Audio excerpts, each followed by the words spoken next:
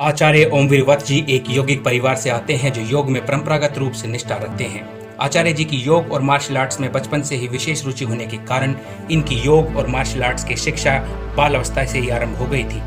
योग में उच्च शिक्षा प्राप्त करने हेतु ये पीजीडी यौगिक साइंस तथा एमए इन योगा से उत्तीर्ण हुए। मार्शल आर्ट से भी ये ब्लैक बेल्ट हैं और नेशनल गोल्ड मेडलिस्ट का खिताब प्राप्त कर चुके हैं। और अब योग प्राकृतिक चिकित्सा एवं मार्शल आर्ट्स की मदद से हजारों लोगों को स्वस्थ और सुदृढ़ बनाते आ रहे हैं। योग, आयुर्वेद और मार्शल आर्ट्स के विषय में सही और सटीक जानकारी प्राप्त करने के लिए चैनल को सब्सक्राइब जरूर करें। चैनल पर दी गई जानकारी आचार्य ओमवीर वत्स जी के अनुभवों, यौगिक ग्रंथों एवं प्राचीन पुस्तकों से ली गई है, अतः आप इन पर विश्वास कर सकते हैं। नमस्कार दोस्तों, मैं हूं Acharya Omveer Vats, yoga and martial art expert. दोस्तों, इस वीडियो में हम बात करेंगे कपालभाति के बारे में। कपालभाति कैसे किया जाता है, किसे करना चाहिए, किसे नहीं करना चाहिए, इन सब चीज़ों के बारे में हम बात करेंगे। दोस्तों, कपालभाति करने के लिए सबसे पहले तो आप किसी भी कंफर्टेबल एक पोस्चर में बैठ जाइए। कोई भी आसन हो सकता है, वो सुखासन हो सकता है, सिद्धासन हो सकता है, पद्मासन हो सकता है, अर्ध पद्मासन हो सकता है, वज्रासन हो सकता है, या फिर आप किसी चेयर या टेबल पर भी बैठकर उसको कर सकते हो। ठीक है, सिर्फ शर्त ये है कि आप जो स्पाइन है, जो आपकी बैकबोन है, वो सीधी रहनी चाहिए, आपकी गर्दन वो सीधी रहनी चाहिए।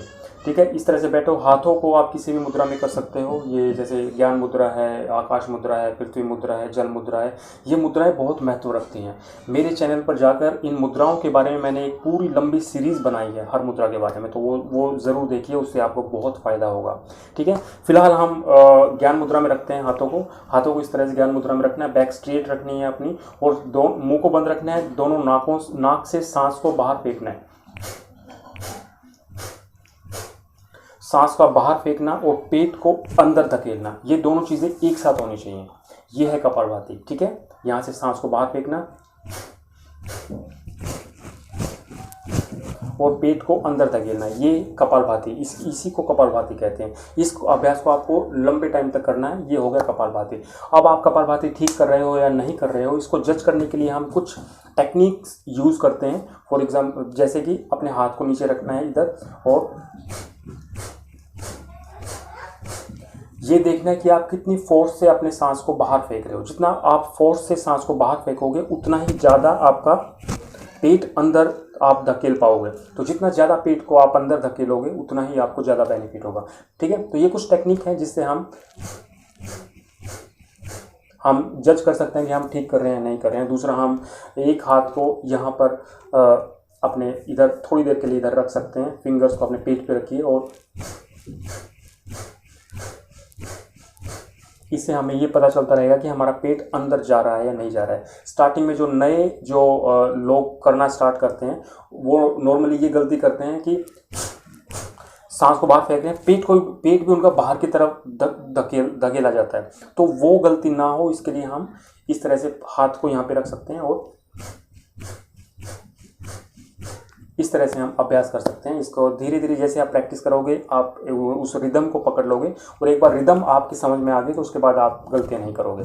तो दोस्तों, ये था कपालभाति करना। काफ़ी लोग समझते हैं कि जो कपालभाति है वो एक प्राणायाम है। नहीं, कपालभाति प्राणायाम नहीं है। जितने भी हमारे यौगिक ग्रंथ हैं, चाहे वो हठ योग प्रदीपिका है, पतंजलि योग सूत्र है, गृहिणी संहिता है, हठ रत्नावली है, जितने भी हमारे योगा के ग्रंथ हैं, उनमें कपालभाति को प्राणायाम नहीं बताया। ये प्राणायाम की श्रेणी में नहीं आता है। ये एक शोधन क्रिया है। हमारे षट कर्म होते हैं योग में, जो 6 कर्म, षट मतलब 6, कर्म मतलब काम, 6 काम होते हैं जिससे कि हमारी बॉडी की क्लींसिंग होती है। हमारी बॉडी को शुद्धिकरण के लिए 6 काम बताए हैं: धोती, बस्ती, नेति, नौली, त्राटक और कपालभाति। तो कपालभाति हमारी शोधन क्रिया में आता है। ये एक षट कर्म में से एक कर्म है। अब बात करते हैं कपालभाति किसे नहीं करना चाहिए। अगर आप हार्ट के पेशेंट हैं, आपको हार्ट की कोई प्रॉब्लम है, तो आपकी कोई सर्जरी हुई है या आपको सीवियर कोई प्रॉब्लम है, तो आपको बहुत धीरे धीरे कपालभाति करना है। दूसरा, अगर आपके सीवियर बैक पेन है, आपको बैक पेन रहता है, तो भी आपको कपालभाति बहुत स्लो करनी चाहिए।